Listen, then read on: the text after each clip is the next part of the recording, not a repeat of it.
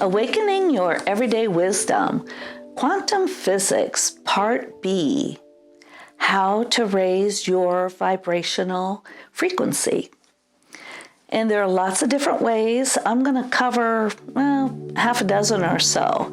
But we'll look at food and water, music, color and light, crystals, movement and relaxation, the breath, and the chakra system. So those are ways that we can access our own vibrational frequencies and raise them so we have more energy, a better mood, and more motivation to do the things that we want to do with our own lives. So the keys to having a lovely life are listening to your own everyday wisdom. So as I'm going through this, if something doesn't appeal to you, just toss it out. If something intrigues you or captures your attention, or if you get this feeling like, ooh, I need to pay attention to that, that's your everyday wisdom guiding you, and I highly recommend it. Another way is to reflect. So as I'm talking, reflect on your own experiences, your own practices, and see if they fit, if they don't. You might want to modify, you might not. It's all up to you. That's the part about being a free will agent.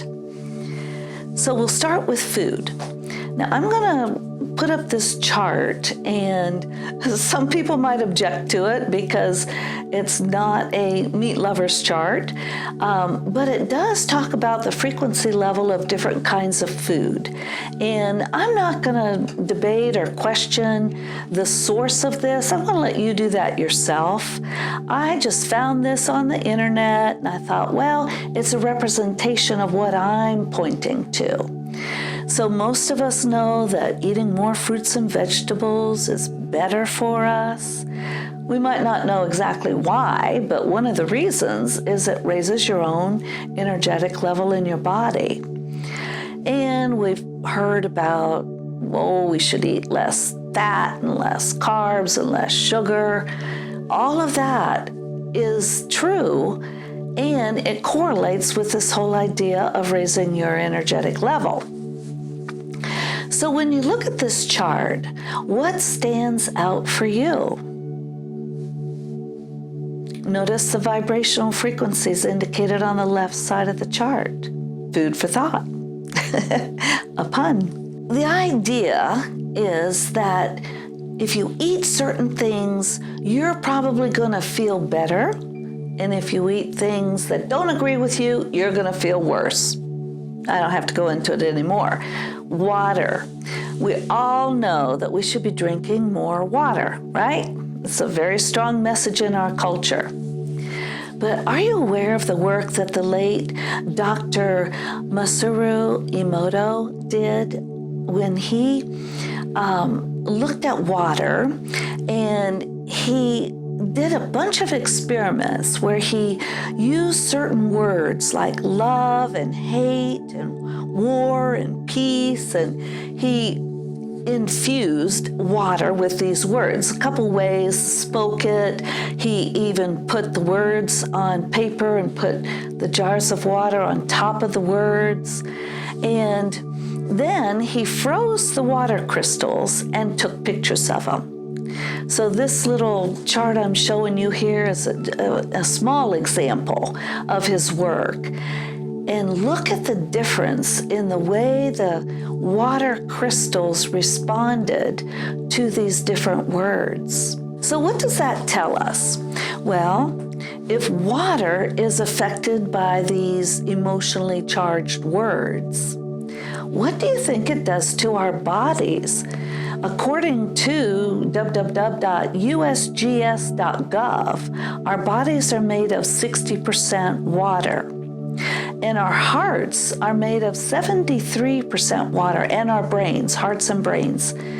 So if the key emotional parts of our body are made up of water, and water reacts to these emotionally charged words, What is the connection that we need to pay attention to? Yeah, you got it. Let's talk about music. Now, there's a lot of information about the frequencies of musical instruments. I'll show that to you. And there's a lot of information about the vibrations, the solfeggio vibrations in music. Now, I used to listen. Actually, I still do, not as much as I used to. The 538 hertz frequency solfeggio music. Now, I did that when I was going through chemo. And the reason I did is because one of the properties of this frequency is supposed to help repair DNA. And I figured with what I was going through, my DNA needed some help. So I listened to this every day, actually. And it was years later, I said, well, what does solfeggio actually mean? So I looked it up and I found that it originated with the Gregorian monks. Their beautiful voices, how they would go up and down and these beautiful melodies. They were using these vibrations to communicate health and healing and love. So I thought that was very interesting. But take a look at this chart here. These are 6 of the frequencies and their corresponding benefits. You might want to listen to some of these frequencies yourself. Currently, I'm listening to 432 hertz. And the reason I am is because I've heard that it's a very strong vibration, and it is kind of a connecting vibration with Source. So I'm listening to that one. I do it every night before I go to bed. And some people, there's a conspiracy theory out there that the 432 hertz are being replaced by 440 hertz. And 440 hertz are chaotic and destructive. Well, I don't know if all that's true, but you might want to check it out if your everyday wisdom says you need to. Let's take a look at color and light. What's your favorite color? So take a look at this chart here. The idea is that you might consider using color and light to raise your vibration. There's a lot of information about color therapy, also called chromotherapy and chromopathy or color healing. Check it out if you find yourself interested. And now let's talk a little bit about crystals. When I first heard about crystals, I'm like, oh yeah, woo, woo, woo. And some people think it's all just new age BS.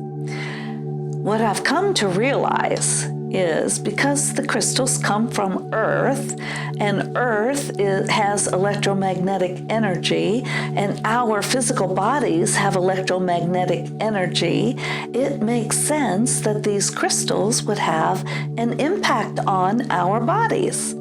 That's how I put it together.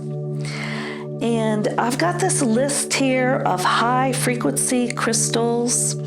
I have some of these and some of them I don't. But the idea is for you to do your own research on what crystals might be beneficial to you and your needs. I'm not going to go into a lot of detail on it, but I will give you 3 examples of how I have used crystals in my life.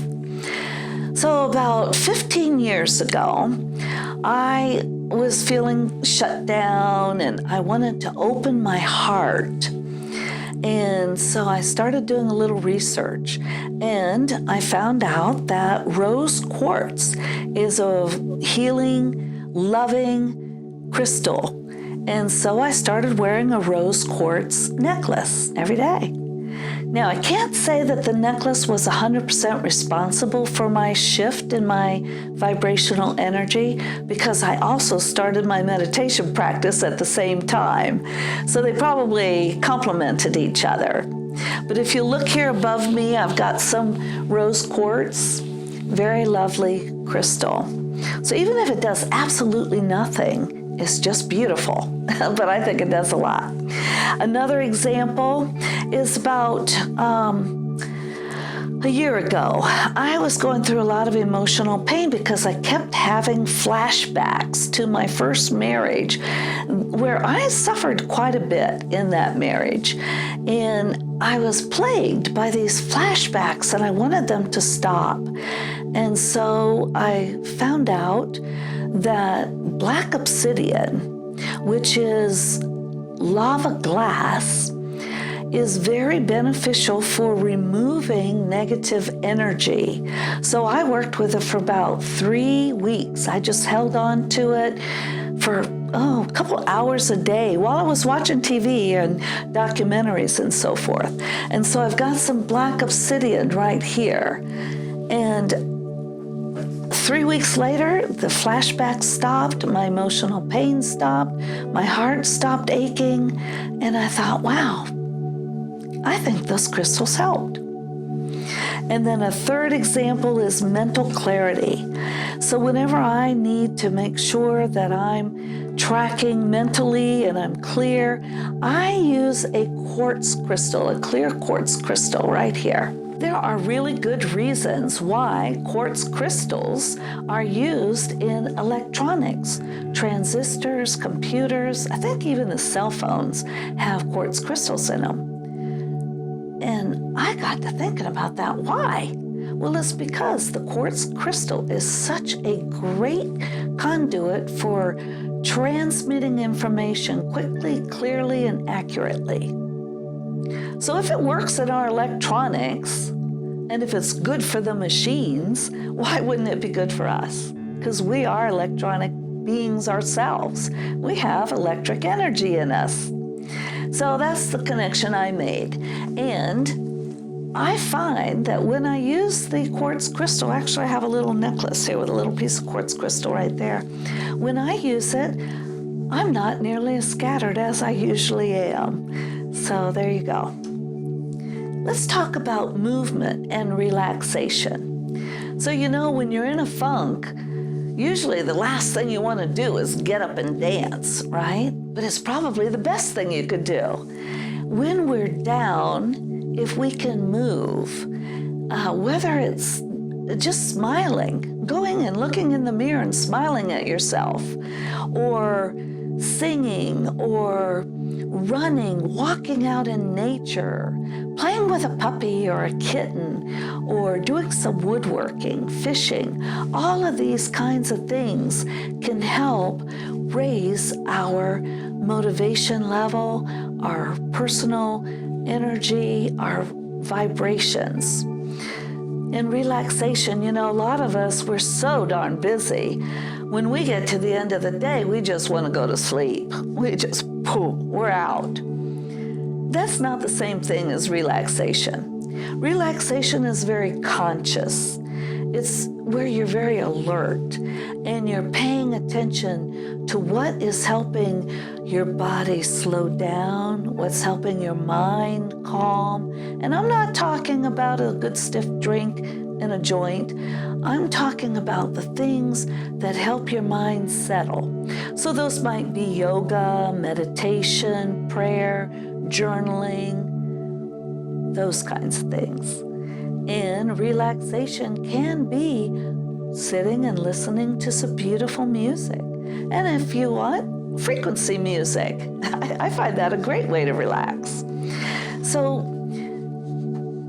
using our bodies and matching our physical vibrations to a higher level is one of the things that you'll notice successful people doing. Now, whether they use their resources and their wonderful energy for good or bad, that's not what I'm talking about. I'm talking about the fact that they use these methods and these approaches, many of them, to get what they want in life. And you can do that too. Now, they might not use this next suggestion, which is the energetic chakra system. They might not use it consciously, let's put it that way. But here it goes. There's so much information about the chakras, it would be redundant for me to explain them to you. But I will show you this chart, and you'll notice the little frequencies here on the chart. So the system was developed about 1500 to 500 BC, and it shows up in the ancient text called the Vedas. It was developed in India. See those frequencies? So working with the chakras, there are lots of things you can do. One thing is to meditate with a nice, tall, straight spine. That's to help the energetic flow between the chakras. And another thing that you can do is coordinate the colors. Notice these colors are the same colors in the rainbow. They're the same colors in the color and light frequency chart. So there's a lot to do with these colors. You might need to work with a color to help raise that particular level.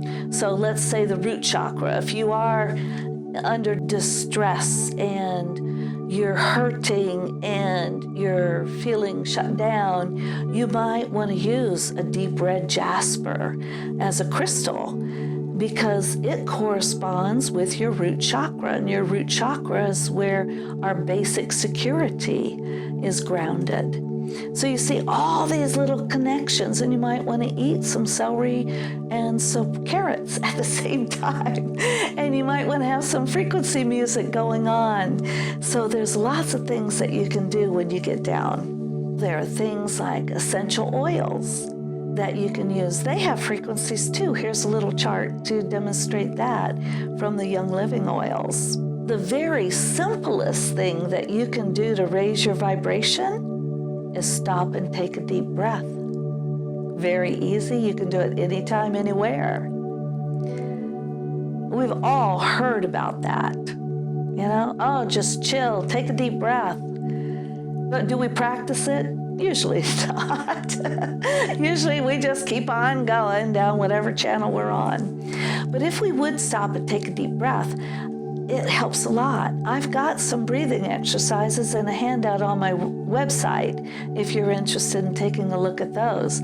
And just, I think it was 2 days ago, I saw a video called Flutter Breath. And it's about raising your vibration with real short little breaths that goes like that. And it was all about raising your vibrations. I think prayer is invaluable for raising your vibration. Whenever you connect with the divine vibration and you are part of the divine, it can only help. That was a lot of information in a short period of time. My recommendation is to follow through on whatever attracted your attention, because that's your everyday wisdom speaking to you. It's strong, and you've got it. So I wish you well on your journey as you raise your vibration and create the life that you want. Even if your life is super good now, you might want to go even further with it. Who knows? I wish you well. Thank you for listening and participating in this video. If you'd like to chat, here's my email address. Feel free to contact me. I'm here to provide support. And please like, share, comment, subscribe. Thank you very much. Blessings.